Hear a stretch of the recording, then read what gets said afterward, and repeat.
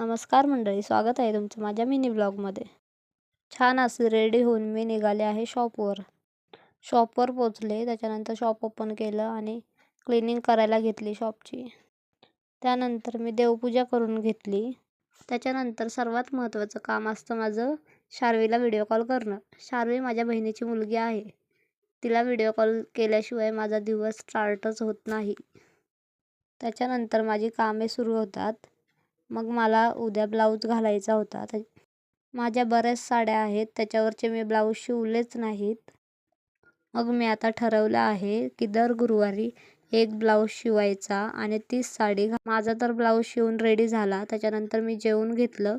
जेवताना मला काही भाजी जास्त लागत नाही, पण मला काहीतरी चिप्स वगैरे लागतात. त्याच्यानंतर मी कस्टमरचा ब्लाऊज शिवायला घेतला, तो अर्धा झाला.